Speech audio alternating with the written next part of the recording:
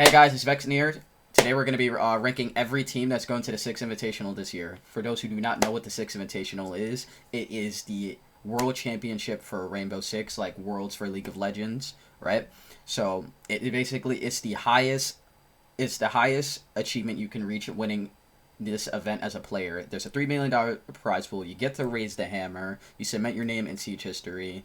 It's a really important tournament that every team has won, and unfortunately, there's a lot of good teams at this event. And honestly, this might be the most competitive Six Invitational yet. And this is right after we had the most competitive event to date at the Munich Major. The Munich Major is arguably, like, not even recency bias, is the most competitive event we've ever had in this game. There were so many stacked teams. There are obviously some teams didn't show up well. But anyways, let's hop right into this. Alright, so we're going to start off with W7M. This roster, for those who I know, they merged with Fluxo. Fluxo was an org, but basically Fluxo and W7M merged. It happens a lot in esports. For example, Dark Zero bought NRG because, you know, they are one of the richest North American orgs out there. So that's an example of that. Yeah, so anyways, let's just hop right into this.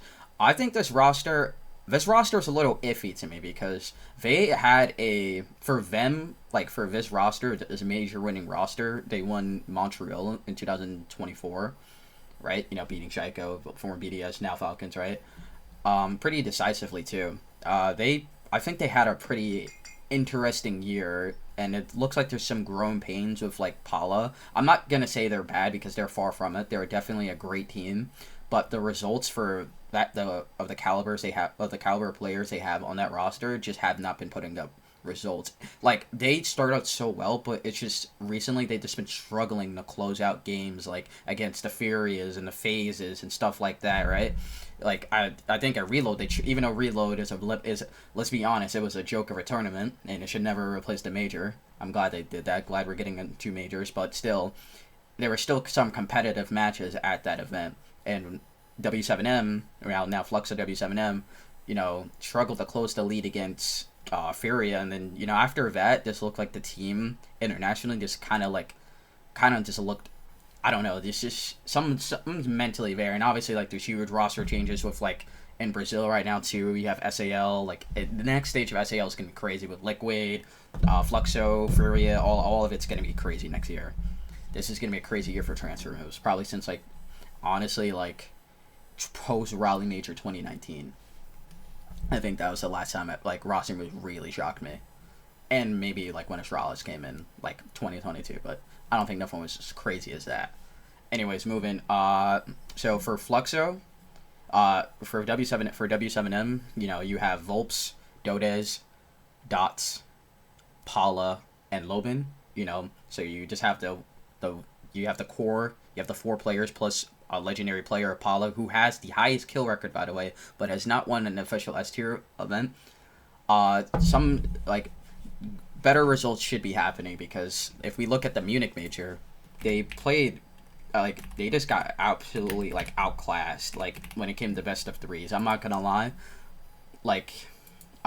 When it came to, like, their performance at the Munich Major, it shocked me. Like, no diss to Wildcard, because Wildcard were definitely a team that everyone slept on at the event. I mean, look at the games. Like, they even took the EWC champions, like, on a pretty good... They did pretty decent against them, even though it's best of 1s. And you could say, like, you can discredit the credibility of Esports World Cup, because personally, I'm not going to shed too much on it, but I definitely think that the EWC Cup is nowhere near the same as winning a major or an invite. I think it's honestly just a glorified DreamHack. But, you know, I feel like it's just a less competitive event, but it's not at the same time. It's weird to word it, but it's just not the same as winning an official Ubisoft tournament. You can, like, you know, and that's where, like, you know, certain players, certain teams start to get a little flack, but I'm not going to diss Falcons because they are a phenomenal team. It's just something's just not clicking. But I'll talk about Falcons later on in the video. But yeah, they finished just right out of playoffs, but got absolutely decimated by Falcons. They got destroyed by Wildcard, and Furia just again are their owners for some. They it's like they do great at the beginning, but they just struggle to close it out against Furia, which Furia is a hard team to close out like a match. Like if you give them an inch, they're gonna take a mile because like they just don't like their style. Like they just don't care. Like they just don't care. They don't care who they're playing. They're gonna keep playing their game no matter what, even if they're like down 6-1. Obviously, like when they were on W7M, the most iconic storyline, honestly, brother versus brother final. That was a great. But I could talk about why that was. Anyways, enough on W7M. Enough on W7M. So, because I could ramble on for a minute about that. But enough on W7M. I'm gonna put W7M honestly as a dark horse. I'm gonna put W7M as a B because their international success has been very interesting this year. And for those who don't know, the official year for Siege doesn't end when the year ends at the Invitational, and then a new one starts at the first like stage. So we're still in the 2025 season, just for those who are confused. So I'm honestly gonna put W7M as a B for now. So the way I'm ranking this is S tier. Like I definitely think like you can finish top 4, and then C is like I expect you to get group or like first rounded in playoffs. So next team we're gonna be moving on, the defending world champions. It's hard to count out FaZe no matter what, even if they play bad or don't play up as well, because it's hard to judge off of best of ones. And FaZe is a better best of 3 teams, and there's no best of 1s in this tournament at all. And they are the defending world champions, and they do power up at SI. If you look at this roster success at SI, I think the last time these guys finished like outside of like top 3 was SI 23, which is like insane. Like SI 22, obviously TSM mollywopped them, but still, I support TSM. That's my favorite team of all time, but that's a story for another day. So, obviously, the defending world champions are S tier. D plus Kia, they definitely surprised me at the Munich Major. They definitely looked a lot more competitive, for those who not know. Damwon Kia, they are a bunch of, I don't want to use I've seen, you can say what you want about them, but they are a team of former Brazilian players that have gotten dropped from other Brazilian teams, and they've just moved to APAC, and obviously the competition in APAC isn't as like strong as the other regions of the big 3. The big 3, which is EU, Brazil, and NA, because like due to ping issues, practice problems, other duties. So again, they beat Furia in a best of 1 8-7, so it's really kind of hard to like really see where these guys will play in a best of 3, since like we saw G2 I think absolutely like smoke them in a best of 3. So I'm honestly just gonna put I think they get grouped. OXG, okay. Now I have this tab open for a specific reason.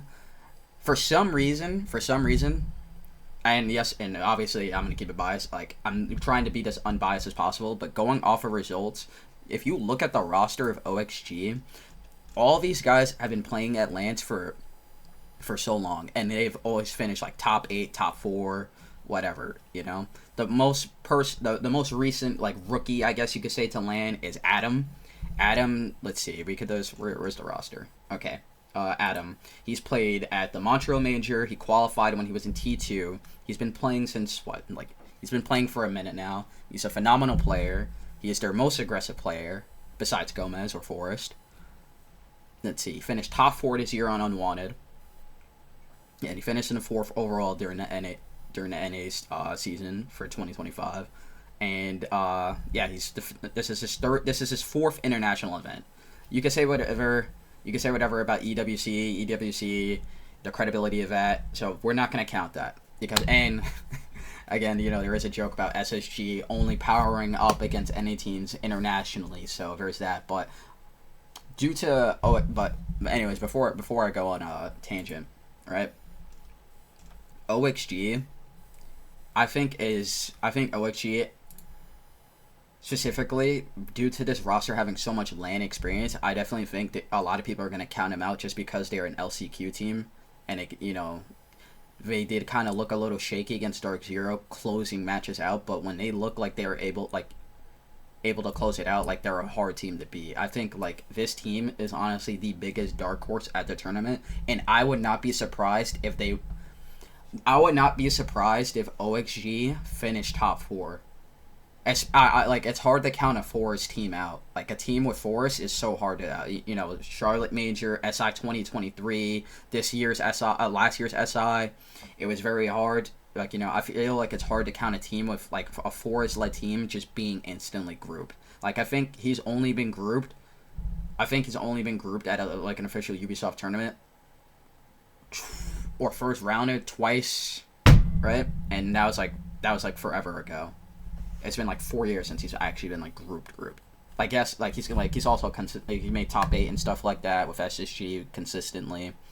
So I definitely think that LCQ teams have a slighter edge because people are not going to take them as serious.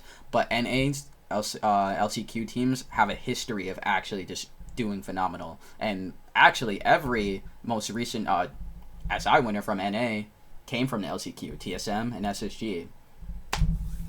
So there's definitely that to equate.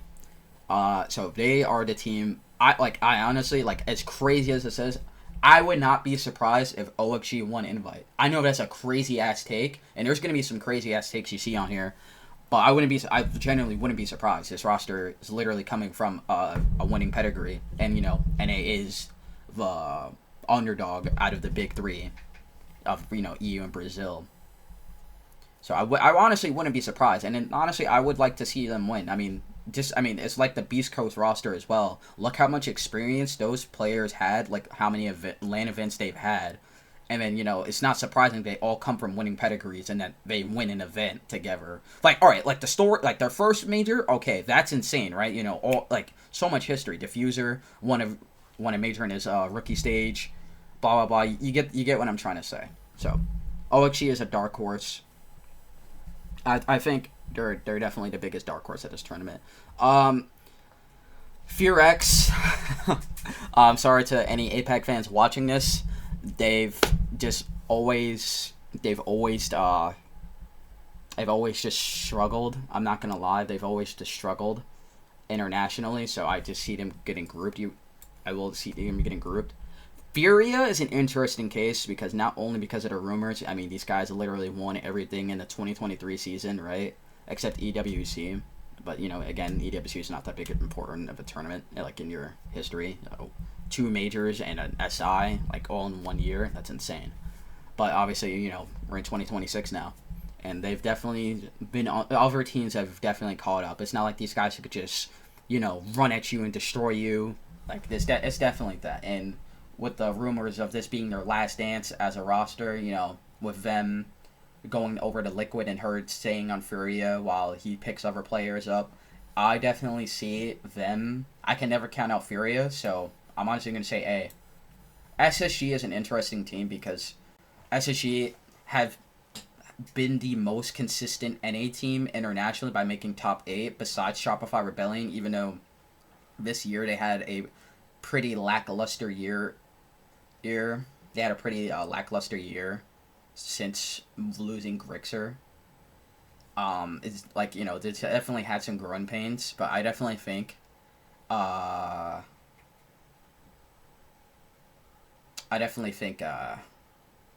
team was good, but we're not on Shopify. SSG, they do great against NA teams. Internationally, domestically, they're doing great. They might have slow starts, but again, best of 1 stages, it's hard to really tell. And when you get into playoffs, that's when. But these guys, the thing with them is, like, I feel like something's just always off with them. Like they feel like watching them is like they shouldn't be losing to team. Like you're like, all right, these guys should beat these guys. But then again, like the way it's with the way they play, which is like their play style is again like it's obviously worked out for them, and then the call out system's great. But it's hard. SSG is a hard team to tell what they're gonna do. Like depending on the day, they could be world beaters, right? Like they can. Like honestly, I think like the team the team internationally that gives FaZe the most problem is honestly probably SSG and Falcons. Falcons obviously a little bit more. I think Falcons have that edge on it. Over this team, but we're gonna get on them in a minute. So SSG, it's really hard to tell because they haven't made top 8 in a tournament besides EWC and forever, and there wasn't that much land. There wasn't that much lands besides the Munich Major last year, and their performance at the Munich Major really kind of tanked their I'll say not credibility but reputation a bit. So I'm honestly going to put SSG at a B. Ninjas in Pajamas, honestly, they were my biggest dark horse all year. Their roster is pretty stacked. Hates is phenomenal. You have Pino's the only remaining person from that SI 2021 run. Where they won Invite beating Liquid, right? And a banger of a series. Fantasy has been doing well. I think he's definitely been more control on this roster than he was on old Furia and MIBR. It seems like his aggression is still fantasy level, but he's no longer the Mr. 1-for-1, running in just all the time, getting traded. It doesn't matter. He's just I got mine. Definitely think he's gotten better as a player for that. And I thankfully think Nip had a great year. They finished top 8 when no one expected them to. They made EWC when no one expected them to. They had a decent run there too. So honestly, I'm putting Nip at A. I don't think that's a bad take to put Nip at A. Team Secret. Team Secret.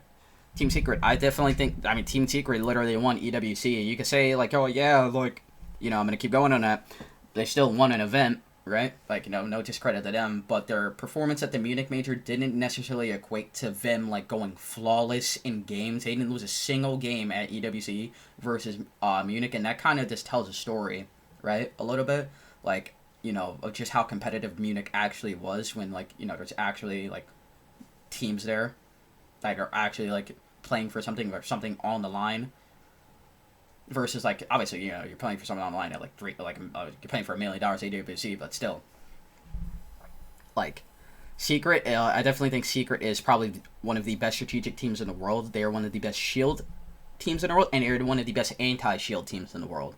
I would be insane to put these guys anywhere outside of S. They're just a fucking phenomenal team. Even regardless, they still made playoffs at Munich. M80 had their number both times, but this team is phenomenal. They are a good team. Shopify Rebellion, and I am a fan of Shopify Rebellion. I am an NA fan, but more specifically, I'm a fan of the Sonics / Shopify Rebellion. But I will say their domestic performance in Stage 1, going 9-0, then they went into EWC, and it looks like SSG has had their number for so long, which actually used to be the other way around, which is kind of funny now thinking about it. It's SSG has just had their number for so long, and it's there's just certain teams that kind of own them, like Falcons. They've been owning them since BDS. It just seems like this team, they literally have there's no if you were to tell me that this roster won a chip, I would not be surprised. But they haven't won a chip. The only thing they've done well is when they went 9-0 during the best of 1 stage, and then when it came to the best of 3s, they struggled. But this year they looked a little bit better, and then it came Stage 2 post EWC, they looked better. It just depends on who's showing up on the day. If they're all firing on all cylinders, a Shopify Rebellion game is going bad if Canadian is top frag, and that's nothing against Canadian. He is the greatest IGL of all time. Right now, there's definitely certain contentions. I definitely think Hot and Cold is definitely, Felipox, Fabian, obviously. Hot and Cold is definitely making a name for himself. But as of right now, Shopify Rebellion is it's a coin toss as a team, because at Munich they 7-2'd Furia, right? It was the best of 1.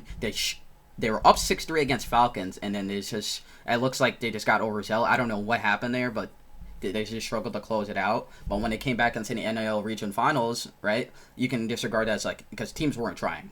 Even M80, the defending major champions, didn't even care about that event, right? So it's just it's generally hard. It's generally hard to do. It's generally hard to rate them because you don't know like what's happening behind the scenes, like, you know, like how hard they've been. I'm definitely sure they're definitely working hard, and they're definitely great when. And this team has a history of being great when there's new maps added into the pool. That's another thing I think a lot of people are forgetting is the map pool. We just got a new map of Fortress, and that's also a reason why I added OXG as a dark horse, because OXG looked pretty good on Fortress, to be honest, like throughout the stage. I think NA, from what they shown, they've looked more open to play Fortress and they look good on it.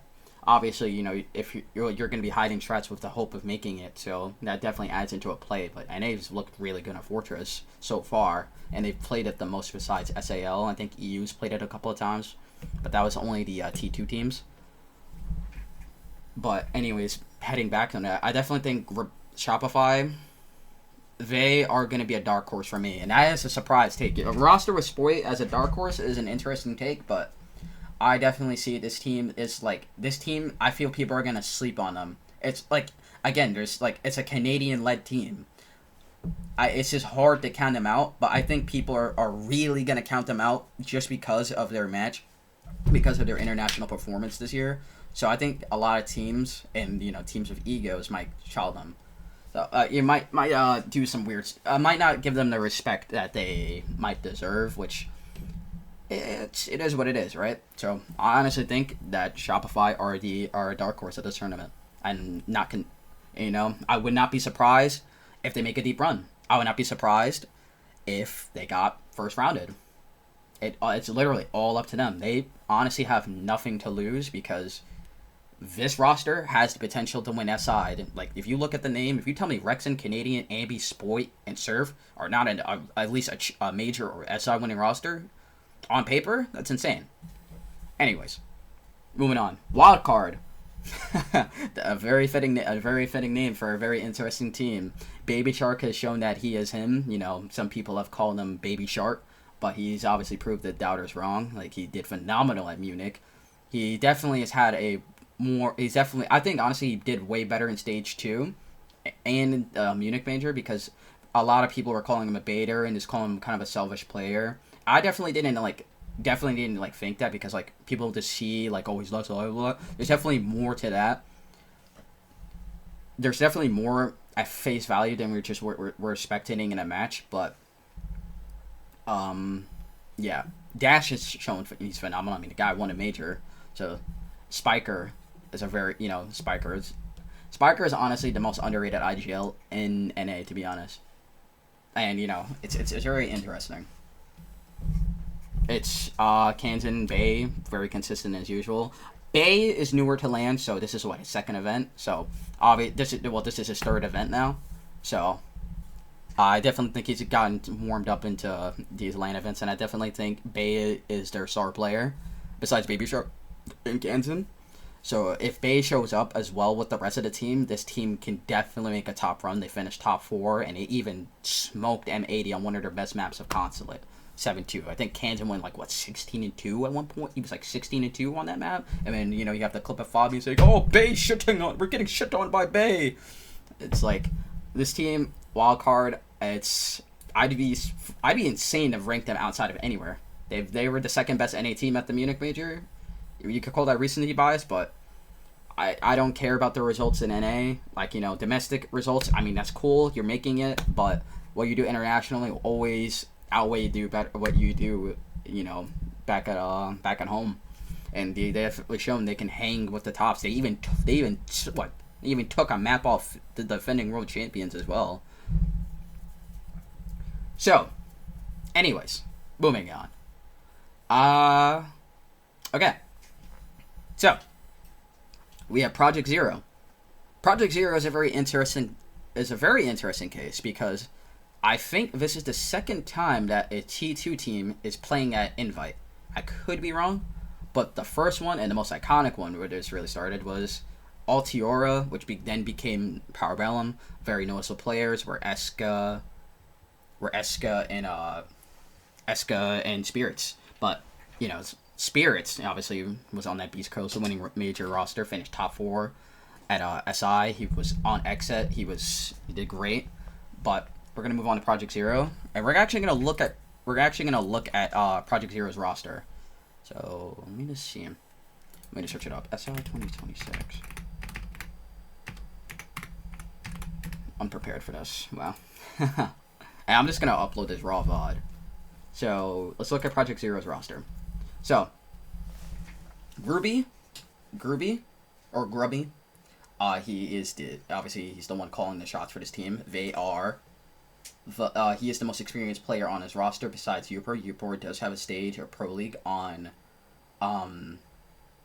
Secret. I do remember him, and Oscar, and Flexi and Skeptic are new to LAN, so it's very so we'll see, like, new to an international event like this. Like, obviously the email finals were on LAN.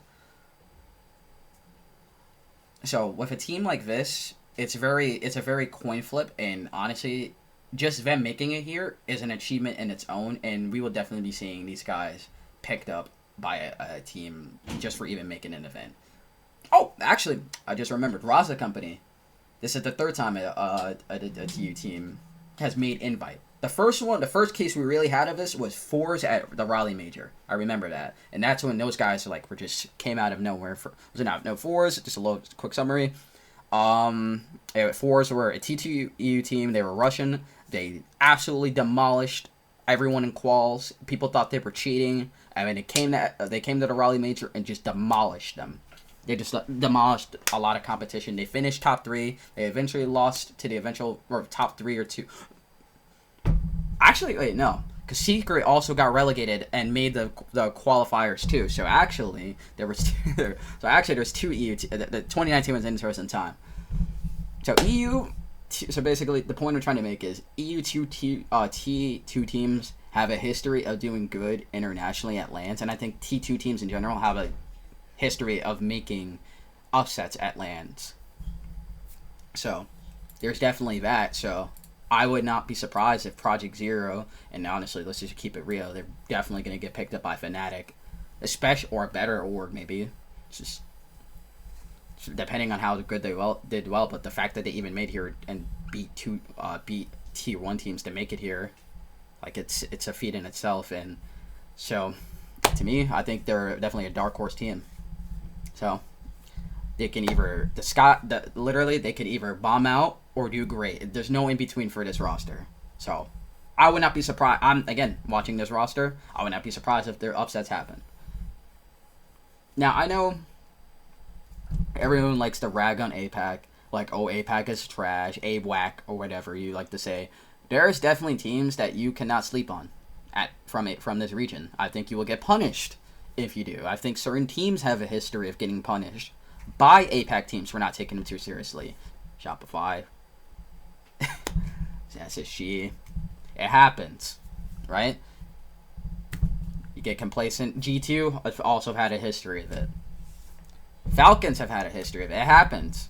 APAC, I definitely think, are the most competitive they've ever been since SI 2020. There's definitely been a few outliers, like Enterprise, Chiefs, and Weibo. I think Weibo are the best APAC team results-wise, but I think they're the best APAC team results-wise. So, before I get on this, Enterprise, let's look at the Munich Major real quick. I mean, I think they did fine. Like, they did great. I mean, like, yeah, you could say, like, they finished, like, 12th to 14th, but, this is, like, what? This is their second event, and back-to-back. Like, they qualified for EWC, looked competitive at the event, at EWC, and at the Munich Major. Honestly, they did look competitive. It's just some teams had their number. So, this team, honestly, this is my APAC dark horse. You cannot have a dark horse without an APAC team, to be honest. So, we're going to put them as a dark horse. Elevate, I think Elevate, there's nothing really to say. I think Elevate gets grouped. I would be surprised if Elevate makes playoffs and makes a deep run. Hopefully that doesn't come to bite me back in the ass. Weibo, besides Reaps blowing himself up with a C4, that was very unfortunate. It happens. It happens, even at the higher level. I definitely think this roster's mechanically one of the best mechanical rosters out there. Like, if you see the way these guys, like, hit shots, bro, it's insane. Like, Hoven has insane fucking aim. Speakeasy, this guy's been playing since 2019. And he's obviously IGL and team has been working out. You have a major winning roster coach of Meepy, right? You know, Meepy. I'm still, to this day, I'm confused why Fnatic dropped them. Or Corey dropped them. I never understood why that happened. It was a very interesting thing. And he looked good when he was on the wild card. Anyways, not really much to say about Weibo. I definitely think that they can definitely make top 8. And it's up to them too, because they are prone to choking. They do have a history of it. It just depends if they're able to close out the match on that day. Black Dragons, out of all the teams, out of all the regions of the big three that from the LCQ, I really wasn't impressed by SAL, especially in stage 2. They did not look competitive that much in SAL, and I know the Brazilian fans are going to be there with the pitchforks ready to blow up my DMs, but I don't think they looked as competitive, and I definitely think that it's more even right now. I think I definitely think the scene right now is very even, competitive-wise speakingly. And when I saw Black Dragons, I was like, okay, I thought Liquid was gonna win that, but unfortunate, it happens. Under the circumstances, it makes sense. Black Dragons, again, I do see them maybe doing a couple upsets, but I don't see them making it far at this event, to be honest. So I'm going to just put them as a B. I don't see them getting Groot, but I don't see them making it far. Daystar, I actually did watch some of their game against All Star Gamers, I think, or All Gaming. It's China's first T1 team, right? Chance of making a T1 event. AWG, they looked great. It just didn't, they weren't able to close out the match. Daystar, I definitely think maybe they get an upset or just get grouped. It's really hard. It's really hard to do this. Okay. Okay. So, we have the final 3. We have the Munich Major winning champions of M80. They won stage 2. They won this, they won the Manchester Major, except Kino. Fabian has made this team into a monster. I don't know what he fed them from stage 1 when Canadian hit that shot onto Gunner with the Baron 9 and that 2v4 in EW Silk quals and playoffs or whatever it was. But that team from stage 1 does not look the same at all. They look like world beaters at Munich Major. Literally. If they win SI, I wouldn't be surprised. What else can you say? Hot and Cold has not finished outside of an event that he's qualified to. In the past 2 years, outside of the top 2, or outside of top 4, and every time he's made a final, he's up 2-0. So, for A to be, and it's Fabian and SI. He powers up at SI. He won a major. He won 2 SIs as a player and 1 SI as a coach with G2. I'm sorry, these guys are S tier. There's nothing really much to say. Their results speak for itself. This roster has a winning pedigree. G2, I'm about to get the Stompin' fans on me. I definitely think G2 are contenders. They are one of the best teams in the world. But I definitely think they get complacent. I definitely think there's egos on this team. And before the Stompin' fans murder me, oh, blah, blah, blah, yes, Stompin' is a phenomenal player. Stompin' is a great player. He is one of the greatest rookies we have at all time so far to enter the scene. But I definitely think, it depends on what the rest of the team is doing. Doki's been obviously more consistent because, Doki used to have this reputation of, Doki's either going, Fabian used to say, Doki's either going 3-12 or winning the entire game. I definitely don't think that's the case anymore. I definitely think that Doki has been literally one of their best players besides Stompin'. Blaz needs to show up a bit more, you could say. Blaz needs to show up a bit more. Loira didn't do that well in stage 2. No, didn't do that well in the Munich Major compared to how he did in stage 2 and stage 1. So it literally depends if the entire team is showing up well. So I put G2 at A, right? G2 at A. I don't think that's a bad take. I definitely think they can they could definitely win. I wouldn't be surprised if these guys make top 4. They're just really all talented. It just needs to, like, who's showing up on the day, and if the entire team is showing up that day, then, they can beat anyone. If they're not, they're going to go home early. And sometimes they do have a reputation of losing to teams that they shouldn't to. I think they definitely struggle against underdog teams and teams with a name on them and a storyline. And Alamo's actually talked about that in interviews. And I think he mentioned about, like, when Sonics, which is now Shopify Rebellion, 14-2'd them in the best of 3 and sending them home at Montreal. He's like, yeah, it's, like, definitely hard to beat teams with a storyline on them. And it's like, so it depends, like, if G2's mental is on them. It's not a really in-game issue for G2. It's more of a mental issue. And this leaves Falcons. I mean, you don't finish... Let's see. You don't finish top 2 at every Ubisoft event and not be S tier. There's definitely on track. They just struggle to close it out. You can say it's a mental thing to shut down the finals, whatever. And I mean, the names on this roster speak for itself. Like, if they just want, they could have been the next Penta, the next W7M if they just won it. But, they didn't. So, but I definitely think to discredit them winning, to finish top 2 for 4 events in a row is insane. But then you can also say losing 4 finals events in a row definitely tanks your reputation. Definitely tanks Shaiko's GOAT status, claims. Oh, he's a Saudi merchant. He's a, EWC merchant, oil merchant, whatever you want to say. I definitely think those claims are valid, because if you could show up and just smoke these teams at EWC, why aren't you not, like, what happens when you get to an invitational or a major final? Like, what really goes on to it? But, sometimes it looks like they used to rely on a lot of heroics and not playing as a team. They just relied on clutches. Like, everyone on that roster is capable of clutching. I don't think mechanical skill is an issue on that roster at all. Everyone could shoot, which is very important in this meta. Munich Major, even though they lost it, I definitely think they lost as a team and not 5 individual players. It's like 5 individual players just on the same team, So, obviously, S tier. So, yeah, there's that. That's my 6 invitational tier list. That's really it. I can't wait to be proven wrong, because, it is Invite. Lots of upsets are going to happen. And then, we're going to have to post Invite Roster Mania. So there's that. This is my first video I'm ever doing like this. So, yeah. Hope you guys like it. Anyways, peace.